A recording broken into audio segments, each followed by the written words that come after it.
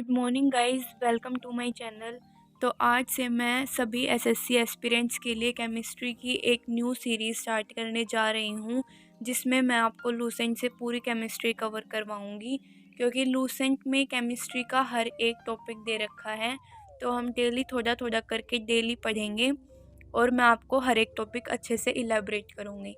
तो चलिए केमिस्ट्री के इंट्रोडक्शन से स्टार्ट करते हैं।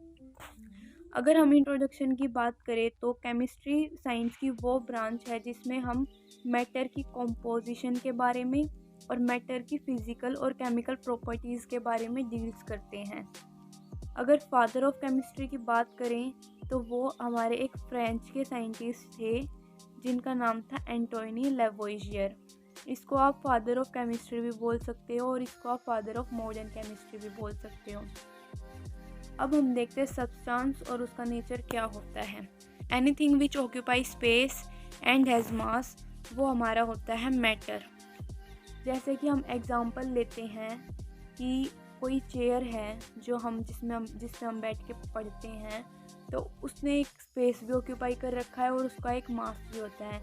तो मैटर कोई भी वो चीज़ होती है जिसका कोई भी मास होता है और वो एक स्पेस ऑक्यूपाई करती है। जो पहले के इंडियन फिलोसोफर थे, उन्होंने मैटर को 5 बेसिक एलिमेंट्स में क्लासिफाई कर रखा था, जो कि हमारे हैं air, earth, fire, sky and water. अगर हम उनके अकॉर्डिंग देखें तो जो जितनी भी हमारे अर्थ पे लिविंग और नॉन लिविंग थिंग्स हैं, वे सारी इन्हीं 5 बेसिक एलिमेंट से बनी हुई हैं। तो जो एंशियंट ग्रीक फिलोसोफर थे, वो एक सिमिलर क्लासिफिकेशन शो करते थे। अब अगर हम इंडियन सेज में देखें तो एक महर्षि कन्नड़ नाम के एक व्यक्ति थे। उन्होंने सबसे पहले सजेस्ट करा था कि जितनी भी मैटर की फॉर्म्स होती हैं, वे सारी एक छोटे छोटे पार्टिकल से मिलके बनी हुई है, जिसको हिंदी में बोला उन्होंने अणु, जिसको हम इंग्लिश में बोलते हैं मॉलिक्यूल। और ये इससे भी छोटे पार्ट से बनी हुई है, जिसको हम बोलते हैं परमाणु, जो कि हमारे होते हैं एटम्स।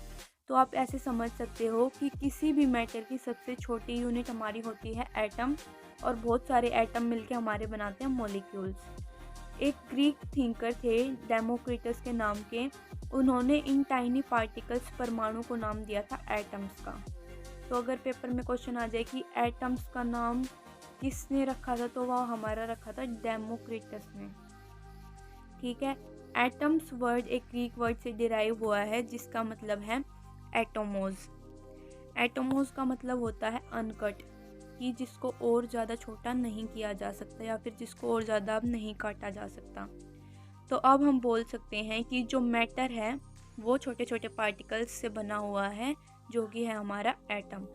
तो चलिए अब हम मैटर की क्लासिफिकेशन को देखते हैं। मैटर को 2 में क्लासीफाई कर रखा है, एक फिज़िकल क्लासिफिकेशन और एक केमिकल क्लासिफिकेशन। फिज़िकल को फर्दर 3 में डिवाइड कर रखा है, सॉलिड, लिक्विड, गैस। इन सब को हम आगे डिटेल में करेंगे, अभी मैं आपको सिर्फ ओवरव्यू दे रही हूँ। और केमिकल क्लासिफिकेशन को 2 में डिवाइड करा गया है, प्योर सब्सटेंस और मिक्सचर में। प्योर सब्सटेंस को भी आगे डिवाइड करा गया एलिमेंट्स और कंपाउंड में, और मिक्सचर को किया गया है होमोजीनियस और हेट्रोजीनियस में। प्लीज़ साथ में नोट डाउन करते रहना, क्योंकि ये बहुत इंपॉर्टेंट है। इस फ्लो चार्ट से आप बहुत कुछ सीख सकते हो, मतलब कोई भी कन्फ्यूजन क्रिएट नहीं होती है स्टूडेंट को। एलिमेंट को भी आगे क्लासिफाई कर रखा है मेटल्स में, मेटलॉइड्स में और नॉन मेटेलिक में। ठीक है। और कंपाउंड को भी फर्दर कर रखा है ऑर्गेनिक में, ऑर्गेनिक कंपाउंड और इनऑर्गेनिक कंपाउंड। तो चलिए अब हम देखते हैं आगे अपना टॉपिक। अब हम इनको एक एक करके पढ़ते हैं। जो हमारी सॉलिड स्टेट होती है, सॉलिड स्टेट वो स्टेट होती है जिसमें डेफिनेट शेप होती है और डेफिनेट वॉल्यूम होती है। इसका मतलब है कि ये कॉम्प्रेसिबल नहीं होती अगर हम इस पर प्रेशर अप्लाई करते हैं। अब हम इसका एक एग्जांपल लेते हैं, जैसे कि हमारी ब्रिक्स होती हैं, वुड, मेटल्स, कॉपर एक्सेट्रा। ईंट का एग्जांपल अगर हम ले तो ईंट की एक डेफिनेट शेप होती है, उसकी हम शेप चेंज नहीं कर सकते। डेफिनेट वॉल्यूम होती है और उसको हम कंप्रेस भी नहीं कर सकते कि भाई बलून की तरह हमने उसको कंप्रेस कर दिया और वो छोटी हो गई, ऐसा नहीं होता। और solids are generally hard and rigid. Solids hard होते हैं और रिजिड होते हैं। अगर अब हम लिक्विड स्टेट की बात करें तो लिक्विड में क्या होता है कि वॉल्यूम तो डेफिनेट होती है, लेकिन जो शेप होती है ना वो डेफिनेट नहीं होती है। एग्जाम्पल से समझते हैं हम। जैसे कि हमने ले लिया एक बीकर में पानी ले लिया, हमने एक गिलास में पानी ले लिया। तो जब हमने गिलास में पानी डाला तो उस जो पानी ने शेप ले ली वो गिलास की शेप ले ली। अगर हम उसी पानी को किसी बाउल में डाल देंगे तो वो उसकी शेप ले लेगा। तो इसका कहने का मतलब यही है कि वॉल्यूम तो डेफिनेट होती है बट शेप डेफिनेट नहीं होती। जिस भी कंटेनर में हम डालेंगे वो उसी की शेप ले लेगा। एग्जाम्पल में हमारा हो गया वाटर, मिल्क, ऑयल एक्सेट्रा। अब हम गैसियस स्टेट की बात करते हैं।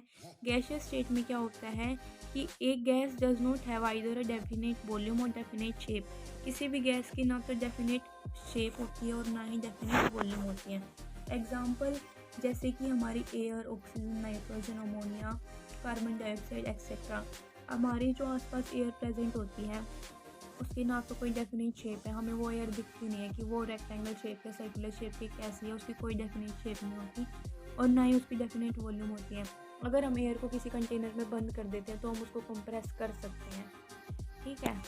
It can be compressible to large extent on applying pressure. Pressure apply करके हम बहुत लार्ज एक्सटेंट तक उसको कंप्रेस कर सकते हैं और वो जिस कंटेनर में हम गैस को डालेंगे वो उसी की शेप ले लेगी। अब हम आगे ये कन्वर्जन होती हैं कुछ, जैसे कि अगर हमें सॉलिड स्टेट से लिक्विड में जाना है तो हम उसको हीट करेंगे, और लिक्विड से वेपर में जाना है तो भी हम उसको हीट करेंगे, और वेपर से सॉलिड में आना है तो कूल करेंगे, और लिक्विड से सॉलिड में आना है तो भी कूल करेंगे, ठीक है। तो इसका हम एग्जांपल लेके समझते हैं। जो हमारा वाटर होता है वो तीनों फॉर्म में एग्जिस्ट करता है। जैसे कि अगर हम वाटर को सॉलिड में देखें तो हमारी आइस इसका एग्जांपल है। आइस हो गया, आइस को अगर हम हीट कर देंगे तो वो वाटर में कन्वर्ट हो जाएगी जो कि लिक्विड स्टेट में होगी, और वाटर को भी फर्दर हीट करेंगे तो वो वेपर्स में कन्वर्ट हो जाएगा, वो एक गैस का रूप ले लेगा, ठीक है। तो जो 3 स्टेट ऑफ मैटर हमने पढ़ ली, सॉलिड, लिक्विड, गैस। अब हमारी जो मैटर होती है उसकी 2 स्टेट और होती हैं फिजिकल क्लासिफिकेशन में। एक प्लाज्मा स्टेट होती है और एक बोस-आइंस्टीन होती है। अब हम थोड़ा इनके बारे में भी देखते हैं, इतने इंपॉर्टेंट नहीं है, ना ही एग्ज़ाम में आते हैं, लेकिन हम इनके बारे में देख लेते हैं। प्लाज्मा स्टेट होती है, प्लाज्मा स्टेट के अंदर क्या होते हैं, जो पार्टिकल्स होते हैं वो सुपर एनर्जेटिक होते हैं और सुपर एक्साइटेड होते हैं।